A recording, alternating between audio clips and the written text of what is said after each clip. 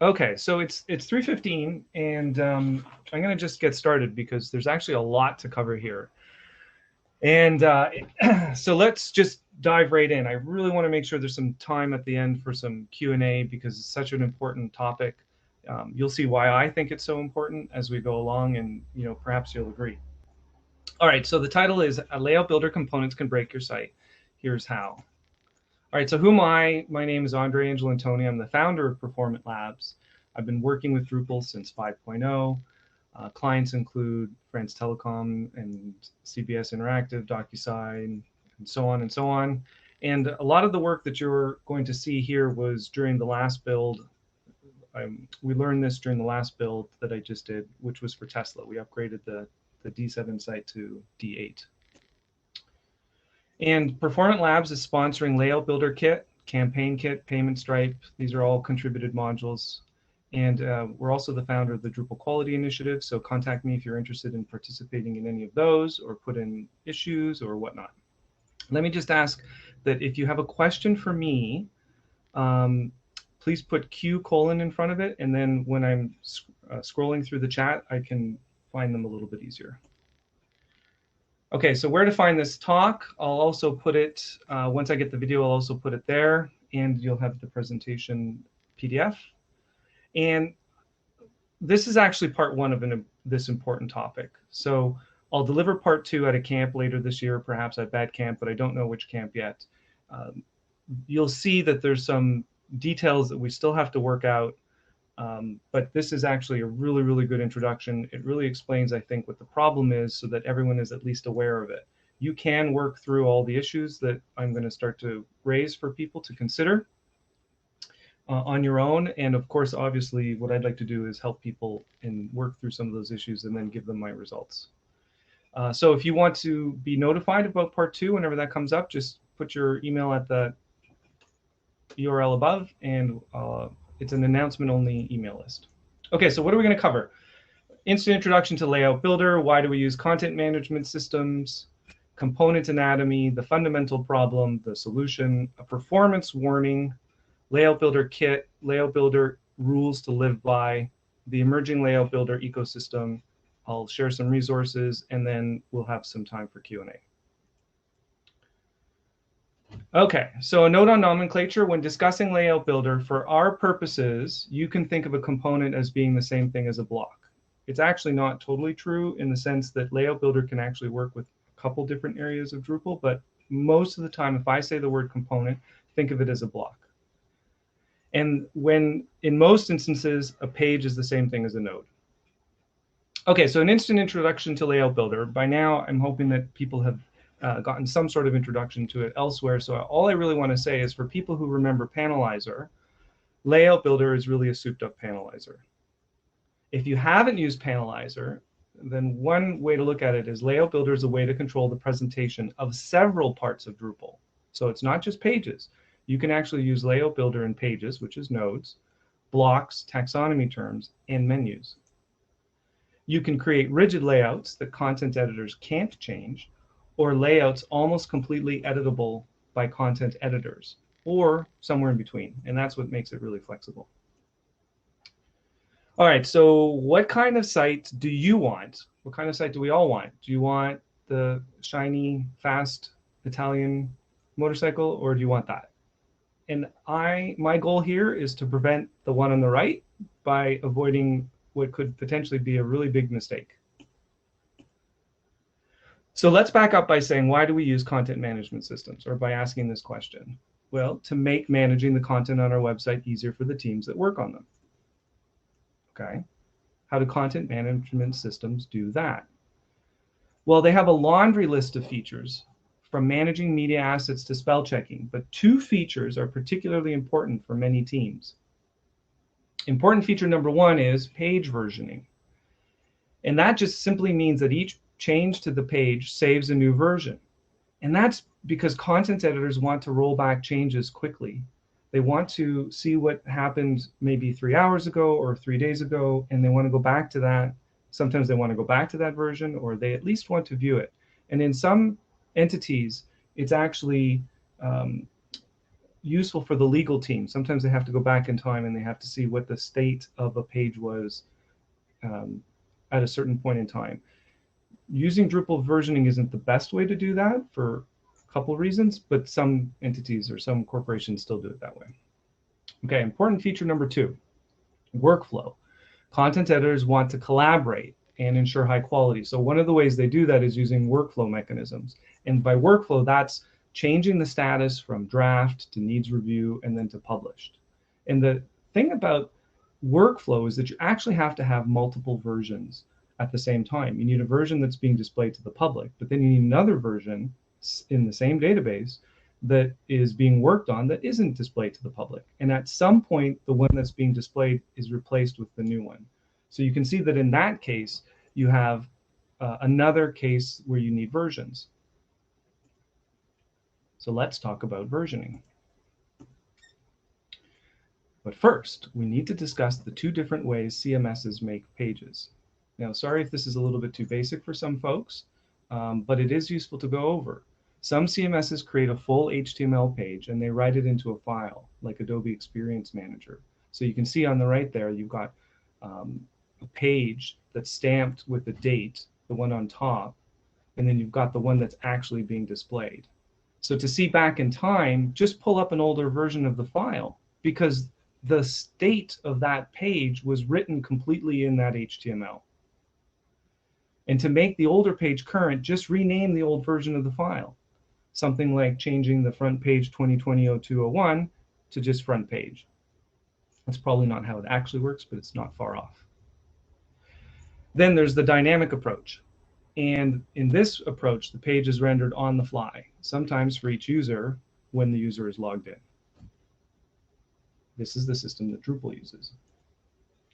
Now, we do add several layers of caching, and that stores a version of the page too, but those page versions are not retained long-term, and they cannot be used for versioning. So if you're thinking of caching, get that out of your head. That doesn't play a role in what we're about to talk about at all. Meg would love to, or I think maybe you're talking to Sean. So what's the problem?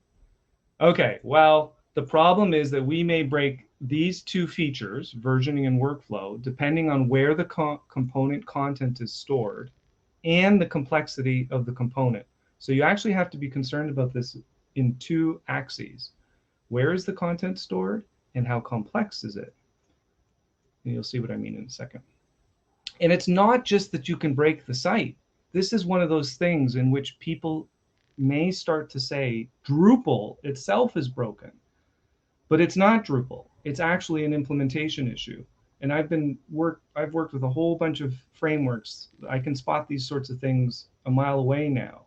And if we don't get a good handle on what I'm describing here, we're going to have some installations where people say Drupal sucks. Well, no, it's not actually Drupal. It's actually because folks weren't really aware of this problem and then they painted themselves into a corner. Yes, we've all seen this happen for sure. Okay, so let's take a look at the anatomy of a component. How are components made? So just for simplicity's sake, we're going to say there are 3 parts to a component. And again, remember, components are blocks for this purpose of this discussion, although they could also be menu items and taxonomy terms and so on. So number 1 is the front end. That's the rendered HTML. And that can be either rendered through Twig. Well, I'm not going to go too much into that. Hold off. Then you've got the configuration form. That's things like what color am I displaying, or do I use rounded boxes or a rounded frame instead of a square frame, that sort of thing. And then lastly, you have the content that actually has to get displayed. So let's go through each one of them. Here's a sample component. It's a checkout component where you want your shipping address to be entered. And it's got the rendered HTML. And for our purposes, it can either be JavaScript or it can be HTML. It doesn't matter. We're just talking about the public-facing part of the component. And it can be rendered by Twig or by React or something like React.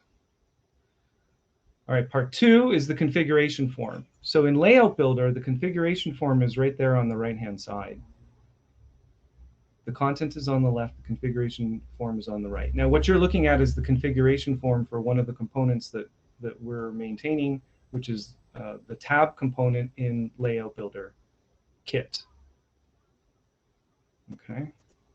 Next, now you have the content, and that's on the left-hand side. All right, so there you go. You've got three different parts of the component. So what becomes important is you want to know where is the component configuration stored. You actually want to know where the content is stored, but you have to start by knowing where the configuration is stored. So if I take a look at that component, that's actually a block there, the Drush site install. That's actually a block.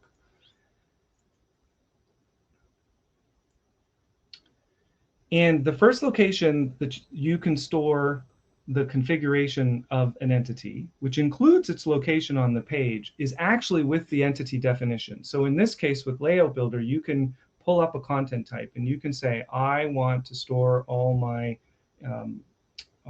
components on the page inside of the content type definition for Layout Builder.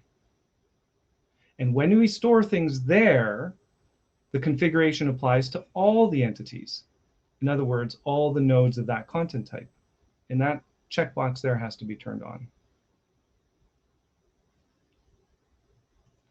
Okay. Now you're going to also see, when you're working with the layout, that little message that tells you that you're actually editing the configuration that's going to apply to all the nodes of that content type. Okay, so what's the second location? Well, you can store it with the actual node, block, taxonomy, or menu item. And for that to happen, you need to turn on that checkbox. Now you actually get to uniquely change the look of each page, uniquely change the look of each menu item, as long as you've changed, or sorry, as long as you've checked that box. I should also mention that you start off by using the standard. You start off by using the general template, and then you can edit it when that checkbox is turned on. So you can actually start people off with a certain structure, and then they modify it. And that's actually a benefit, I think, of Layout Builder. So when you add that, or when you check that second box, you will notice that Drupal adds an extra field to the entity. So this is the field page, and then all of a sudden you're going to see this layout field show up. You can't edit it directly, but that's actually where all the configuration for the node, the menu item, taxonomy term, etc., is stored. It's in there.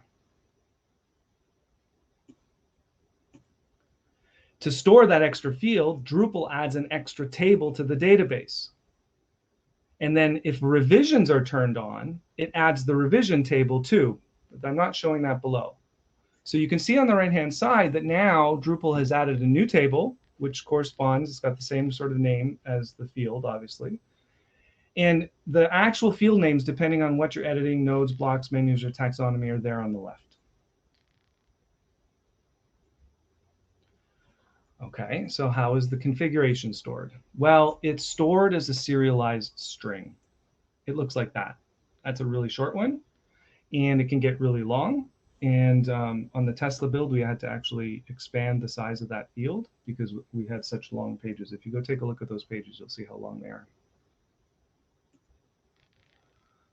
Okay, now where's the content saved? Well, when you're working with blocks, the content is stored in block tables that follow the same structure as other entities. In other words, for every field that you add to a block, you're going to see a table on the file system, or on the database. So you can see there, you've got the block content body, you've got a field, media field, and so on. I've kept it very small just to keep it non-complex, but for every field that you add to a block, you're going to see a new table on the file system, on the database. Okay, so what was the problem again? The question is, which version is Drupal going to display when you ask it to display a page, especially if you're going back in time? And the problem arises with older versions of the page. which version of the component should be displayed. Obviously, if you say, I want to see the page from a week ago, you want the value of the component from a week ago, all the components from a week ago. You don't want the structure of the page from a week ago, but then show the value of the components as they are today. That's not useful to people. And that will break the site.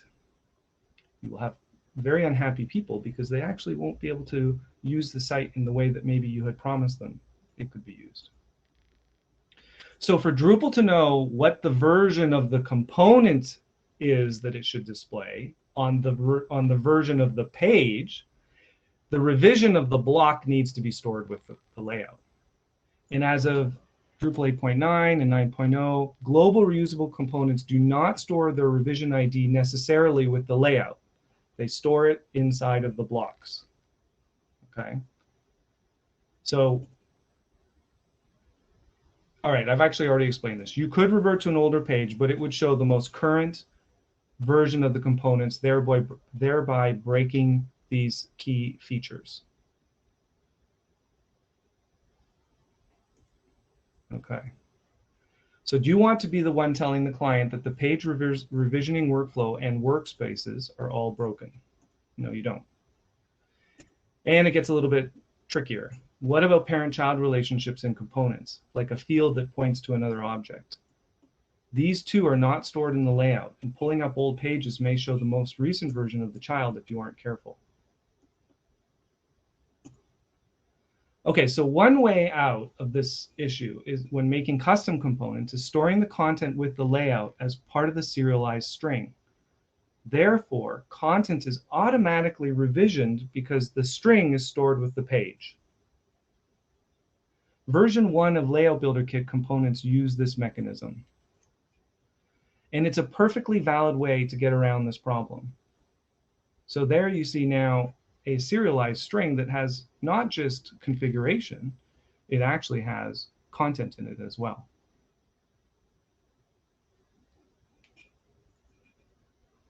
Okay, so how should you proceed? Well, the answer to that is carefully. Be very aware of how your component content is stored, especially if older revisions or workflow or workspaces, because workspaces depends on this as well, is needed either immediately or in the future. Understand the details of each component type and test everything thoroughly. So there are some component types right out of the box that will store revisions, and there are some that won't. So you have to actually take a moment, learn what those are, and make sure that if you revert back to a version of the page from a week ago, that you're seeing the value or the state of the components also from a week ago. Do not assume, test, and keep detailed notes. You cannot do that. Let's see. If you're not following, he means blocks reused across multiple pages. Yeah, oh yeah. Oh, I didn't even want to get into that, Ryan. Too much.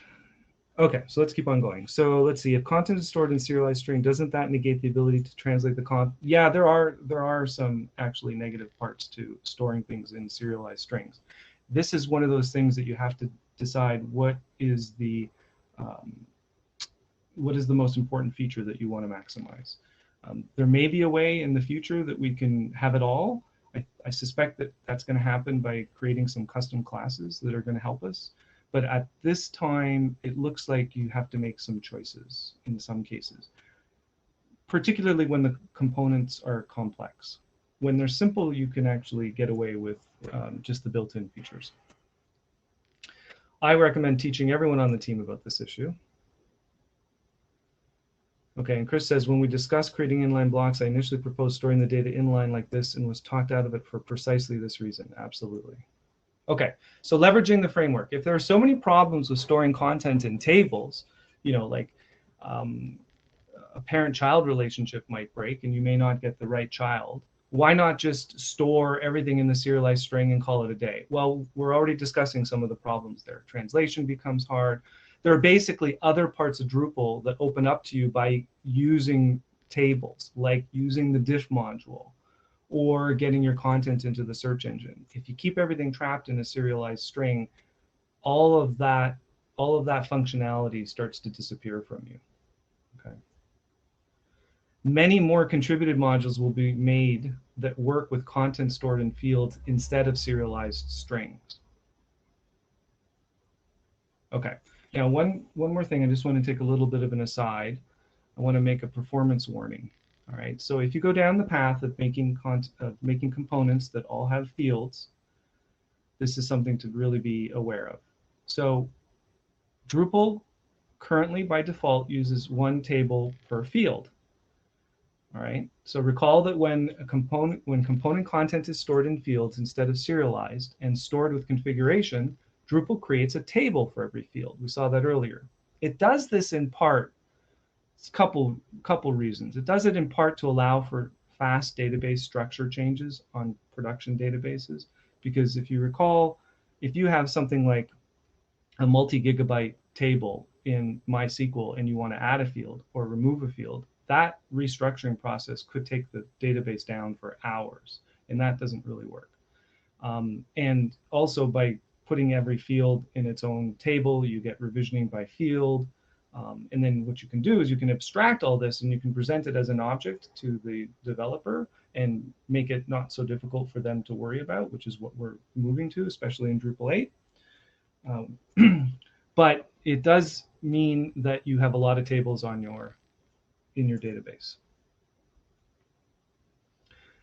And it also means that to collect the content for a single component requires a SQL join statement between multiple statements.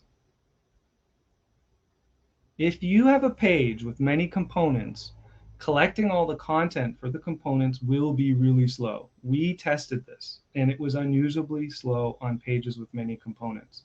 So at one point, I remember, I don't think it's true anymore. I'm not really big into paragraphs, but someone had mentioned to me that there was an issue with paragraphs, that when you wanted to make a new revision of the page and you had multiple paragraphs on it, each paragraph also had a revision that was written to the database, even if nothing had changed. So consequently, it was taking 45 seconds for your pages to save. Well, so you get problems all over the place if you're not paying attention to this. It might happen on the save time, it might happen on the load time, but basically it's because of this. We're using the field API by default. So consider a component that has 3 fields: the event title, date, and location. So you're going to have 3 different tables for it, plus you have the revision table if you turn that on. Drupal fetches these in a single query with SQL joins and populates an internal object with the result. More fields per component means it's going to be slower. More components on the page means it's going to be slower. Now, there is a workaround for this. Yes, Chris just pointed out, which isn't true in Layout Builder, because Layout Builder can identify any block you've interacted with and only operate on them. Yes, so we noticed that Layout Builder did not fall into the trap that paragraphs was in at one point. Make your components in custom modules and store all the content for the component in a single table using the Entity API, not the Field API. In other words, go old school. Go back to Drupal 6 style. In other words, your columns are now all in one big page. And if you've got a development team and you're making custom entities, you're pretty familiar with making an entity that has all the fields that you want. That is going to be a whole lot faster than the other mechanism, especially when you have a lot of components on the page. And this sort of stuff can sneak up on you. You think at the beginning, well, I don't have very complex pages, I'll just use the Field API mechanism. And you don't go through the work of making your own custom Entity API components. And then all of a sudden, 3 years later, the system is really slow because actually the pages have gotten really complex and you didn't anticipate that. So, you have to make a decision when you're making a build, how much performance you want or you're expecting to be needed, say it that way. Because if you're expecting it to be very performant, you may have to go with the Entity API right off the bat. Okay, so custom fields for the win, CCK style, yep. Okay, Layout Builder Kit. Layout Builder Kit 1.0x currently uses serialized string storage. This appears to be the same system that Acquia Cohesion uses. So Chris, if that's not true, please correct me. I only got a little demo of it, and the way it was demoed to me, it looked like everything was being stored in the serialized string. Okay, don't use the fieldable field. Yeah, that's even another thing. If you mean serials that did it in the field, yes. Okay, so what I think you're going to find, I go through some other frameworks, like in Gutenberg, it does, I think, this way, although the previous presenter, I think her name was Jenna, I don't know her, she made me think that also Gutenberg can use Drupal fieldable blocks too, so that was new to me, that's great. But basically, I think that the way that Cohesion handles it and the way Layout Builder Kit version 1.0 handle it is that even the content is going inside of the page. That's to maintain revisionability. So when we were designing the initial group of content components for Layout Builder Kit, that was a conscious decision. Yes, I know that there's some problems. You don't get to use, it doesn't necessarily go into the index. It doesn't necessarily get to use, you don't get to use things like the diff module, that sort of thing. But it seemed to me that people were more likely to inadvertently start to use Layout Builder Kit components inside of their site and then get caught flat-footed some months or years later when, or maybe weeks later, when they discovered that actually the versioning is totally broken. So it seemed to me from my experience that the best thing to do was to have two versions of Layout Builder Kit. 1.0 is going to just store everything as a serialized string, and then 2.0, which we haven't begun work on, would actually provide the access to the very same components, but they would be using the field API instead of, actually technically the entity API instead of storing things in serialized strings. Okay, the data model changing is not a huge deal breaker. You just need to write update hook to update all the components. Yep. Harder if it's serialized, I suppose, arguably. I sort of wonder if moving to MySQL 5.7 might make this solvable, though. Yeah, I know. We should actually have a really big conversation about this, I think. Okay, so Layout Builder Kit, the components so far are book navigation, icon text, which is just an image and text on either the left or the right, changes location. Image can be, you can just upload an image, or you can actually connect it to a field, and you can use image styles. Renders nodes, and again, you can use view modes for that. And oh, by the way, an image just learned how to render also media objects. That just happened. We just released beta 4 last week. Rich text, which makes obvious, and tabs and video. Okay, so you can get a full walkthrough at the presentation I gave at Stanford's webcamp over there. So what's next for LBK? Well, like I said, version 2.0, I think that we're going to start to add the same components. We're just going to redo them, but they're all going to be using the entity API, so they're going to be by default performant. And we'll have access to all the other parts. We'll be able to leverage the rest of the Drupal framework properly. Okay. I think version 1.0 is completely usable. I'm using it on sites. I mean, it's still young, so it's only got about, I think I checked this morning, it's got 83 sites that are using it. I would still use it. It's still a totally valid mechanism. Just be knowledgeable about what you're giving up. So version 2.0 components could be based on classes that help developers construct slightly more complex components without damaging the versioning system. There's an interesting way that somebody on the Tesla team came up with where you actually use the delta mechanism of the versioning system, where you can get at least a little bit of a parent-child relationship. And I'm not going to get into that now, but there may be some other interesting techniques where we get to have it all. And then site builders will then be able to judge the competing requirements and choose the storage mechanism that makes sense for their build. Okay, I'm going to answer. Chris's question doesn't have a Q in front. Okay, let me just back up a little bit because I don't want to get too far ahead here. Okay. True, doesn't scale well. Yeah, okay, fine. Which is why core can't do it. Okay. All right, that's the previous discussion. All conversations about the decisions we make always start with, but what if you have a million nodes? For sure. Okay, Kurt Hill. Question on SQL indexes. Does Drupal create appropriate indexes for multi-field, or can I create indexes to speed up the joins? My understanding is it does it for you automatically, but you probably could do some work. Like if you have a special view, that you should probably look at your indexes, because there's probably going to be some indexes missing there. Okay, so these will be separate entity types with a block wrapper.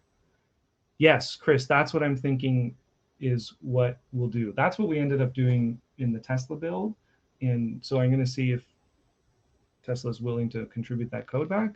When will the work on 2.0 start? The work on 2.0 start, we don't have a set start date, but if you are a developer and you want to help, I was going to ask people to jump in and contact me so that we can start work on it. I think it would be fun to work on. Will this restore the ability to work with data in views, diff, etc.? Yes, 2.0, my vision is that 2.0 will restore that capability. The goal will be, how do we get it all? How do we get all our versioning, and how do we get our leveraging the rest of the framework? We used to have it all. I don't know why the revision ID isn't there anymore. It's a good question. I was going to ask one of you guys that. But we should have the revision UUID soon. Good. Good. No worries. Okay, Kevin, curious how you would juggle wanting one to translate LB content. Exactly. The 1.0, it's going to be tough. You would have to do versions of the page that that are all in a different language, kind of thing. Yeah. See, there's a lot to think about in this new version 2.0. You want to get the language translation working, and you want to get the revisioning working.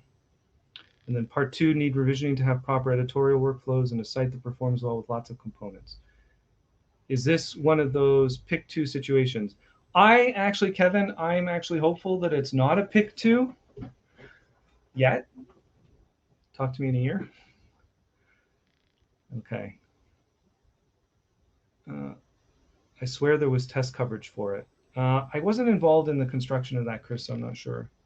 Would there be downsides to fixing the possible bug of missing revision IDs in LB? Would that restore revisionability but degrade performance?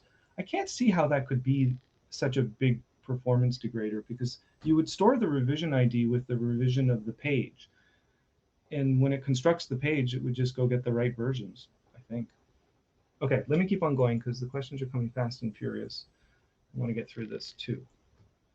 So please contact me if you want to help develop these base classes. I think it could be really fun. And I mean, these base classes are going to be, they're just got to handle a lot of stuff.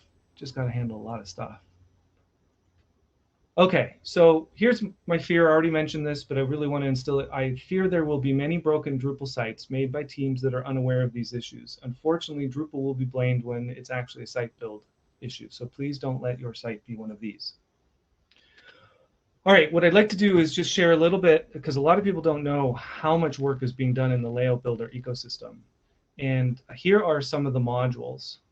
So if you want translation, you've got asymmetric translation, but there's also symmetric translation coming up. Modal, if you don't like that little configuration form off to the right, you can actually make it centered and make it much larger. I don't like working with that little configuration form in the window pane on the right-hand side, so I always install Layout Builder Modal. Layout Builder restrictions, very useful to restrict the number of components, that are listed as possible to be picked by a content editor, because often, I mean, that's a really big list sometimes, and you just want them to have maybe 5 components that they work with. Well, you can restrict it with that so that all the others are hidden. Block blacklist does the same thing as Layout Builder restrictions, but does it for not just in Layout Builder, it also does it in the block layout page. Layout Builder styles, that gets installed on every one of my sites now because it's so good. Dynamic layouts, haven't played with that one too much, haven't had a request for it yet. Entity browser block, mini layouts. Mini layouts is like mini panels from the panels world, so I think that's going to be really, really useful. It's kind of the ability to make components within components, or the closest thing we have to that. Layout Builder Everywhere. Who's behind that one? Oh, I don't remember who it is. But anyway, so this is going to be the ability to turn it's like panels everywhere. Turn the whole page into Layout Builder. That's the sister module for asymmetric translation. That's called symmetric translations. And then there's Layout Builder UX, which gives you a better UX design. Okay, so I'm going to take a pause here before going to some interesting notes, see what else is happening here. I think most of the maintainers of the modules are here. Yes, Brian, I believe you're probably right. Layout Builder's restriction is so great. We planned for someone to be able to do it, and the module was built before we had it completely released. Yeah, that one goes in every one of my builds too. Ashley, okay, I don't know about it breaking. I haven't had it break yet. Okay, so there's a question from Alessandro. Is there another solution to create multiple components like a slider? Currently, I use block type with multiple paragraph field.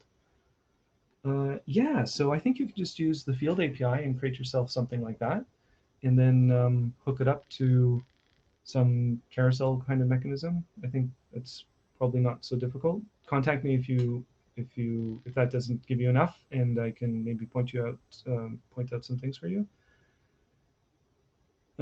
I have worked on sites that have had to prune revisions, but it was a decision that was made specific to the project. Yes, okay, so going back to that other conversation, it's actually a good point. I've had to prune the revisions tables as well. Okay, so that's fair. I'm trying to remember if it was actually a performance issue, though. It might have been. It might have been just because we were creating so many revisions and it just didn't make sense. We didn't need anything older than 7 days or something like that. So we made a cron job that kept those tables nice and small. Okay, let's see.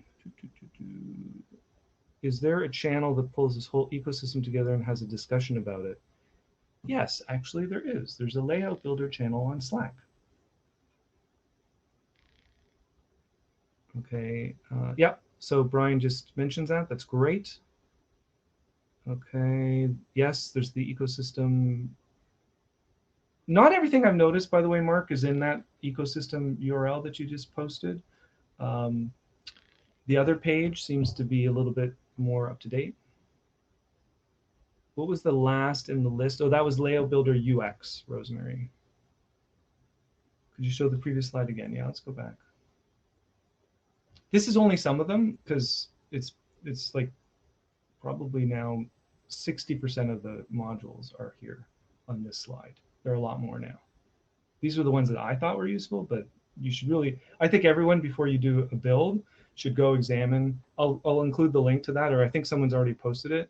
Everyone should look at those modules before you do a build and decide what you're going to want, because all the things that you may think are not actually good about Layout Builder yet, a lot of them have been solved and are now in these modules. And then hopefully some of them are going to get moved into core, because I think some of them could be. Okay, let's keep on going. All right. Yeah, the ecosystem is growing super fast. It's really, really great. You can really tell that this is the future of page building. Yes, I think that the ecosystem page is based on a taxonomy term added by the module maintainer. Correct, right. But Benji, it seems like a lot of us are kind of, I noticed there are a couple of us that are trying to keep that main list, the manual one, up to date, because we're finding modules that people don't know that they have to actually add that tag to their module. Okay, let's keep on going. Yes, Nathan just put the link to that one. Okay, so some other interesting notes. So it's not at this exact moment in time possible yet to export and import layouts, but that patch is actually, I don't know if it's ready to be reviewed by the community, but it's pretty close. It's pretty close. And that's important because if you're trying to, remember in Drupal 7 you had node export and whatnot, you still can't do a node export in Drupal 8 and then do a node import if you're using Layout Builder, because that's code wasn't ready. It just doesn't know how to write itself and read itself. Layout Builder Everywhere will extend Layout Builder, so that's the project there. I wanted to pull that out specifically, because right now we still have this notion of regions where you have the header, the content area, the footer, maybe some sidebars, that sort of thing, and you can't use Layout Builder in those other areas other than content. Layout Builder is now currently is restricted to the middle, and Layout Builder everywhere will expand that. Okay, and ta-da, that got committed. So you can now, with Page Manager, create a variant that uses Layout Builder. I have been watching this issue for 2 years, so my heart leaped when I saw a couple days ago. I went to check on the status, and it looks like it's committed. So there are actually still very useful use cases for you to do a variant, like what Page Manager can do. In Drupal 7, it was panels. That functionality is now moved to Page Manager. And so I think the mixture of Layout Builder and Page Manager is, to me, heaven. So many things get solved with that. Okay, I got only a few more minutes left. So you can watch a video about the Layout Builder ecosystem there that I presented at last year's Bad Camp. So if you want a little bit of a demo of what some of those things do. That URL has been posted a bunch of times. Okay, so Layout Builder is not the only game in town. I already mentioned Acquia Cohesion, but there's now DXPR, which used to be called Glazed Builder by Super Themes. They've just gone through a rebranding. There's Cohesion. I believe Cohesion is only to their clients, so you can no longer, you have to be an Acquia client in order to get Cohesion. But if you are an Acquia client, that might be a fast way to get a whole bunch of modules. Like, I think Cohesion had something like, gosh, I want to say 25 modules, maybe even 30 modules. Sorry, components. And Layout Builder has 7. So a lot of catching up to do. I'd like the open source solution to be as good as the Cohesion solution and as good as the DXPR solution. And as far as I can tell, both store the configuration in pages rather than in tables. So like I said, it's a totally valid way to do it. And let's see what we can do with the other system. There's Elementor. Don't know too much about it. I think it came from WordPress. And then, of course, Gutenberg that came from WordPress. Okay, so we have just like a couple more minutes before I run out of time, and I think Hoppin turns me off. Let's see what other questions there are. Okay. I'm looking for cues. Check out the Drush ACHELC. Okay. What's the ACH, Chris? Okay, this has some modules that are not related to LB. Check those time to time. Okay, good to know. I don't think Cohesion requires you to be a hosting client, though. I think you can buy it without being on the platform. Oh, okay, good. Kristen, you're very welcome.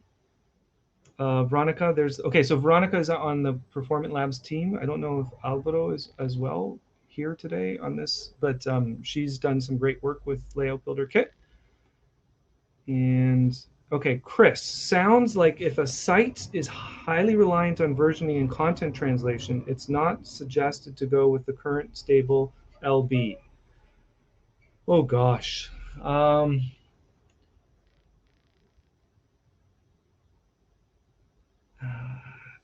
Yeah, I don't know how to go.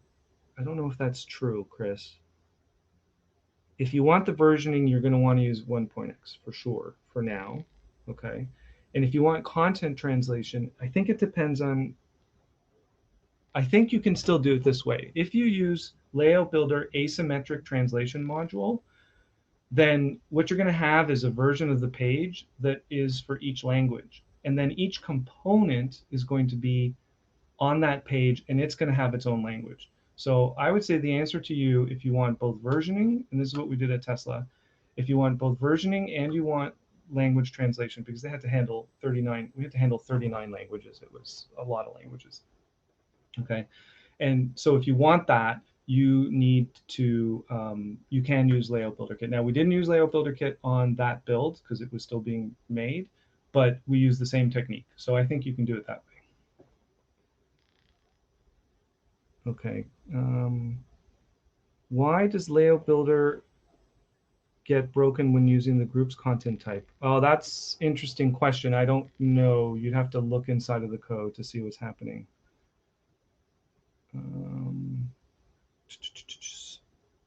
Acquia Content Hub can export import entities from Drupal to JSON format. We will properly export it. Oh, good. Okay. Well, is Content Hub also something that you have to pay for, or probably, right? Yeah. Suzanne, you're welcome. Chris, okay, good. I'm glad. Alvaro, thank you. Alvaro has done the bulk of the work on Layout Builder Kit, and he's done a great job. Okay, let's see. Kevin, thank you, Kevin. Please add more screenshots to the Layout Builder Kit module page. Okay, happy to do that. Although, go click on the documentation, and there's lots of documentation. I'm trying to do a good job with the docs. Okay, I think I'm out of time. So thank you, everyone. Thanks for the great questions. Let's build a really great stable of components so that we can compete with all these other systems that have a head start on us. And if you want to participate in Layout Builder, just dive into the issue queue or reach out to me on directly. You can find my email all sorts of places. And have a great rest of the conference. Thanks for attending.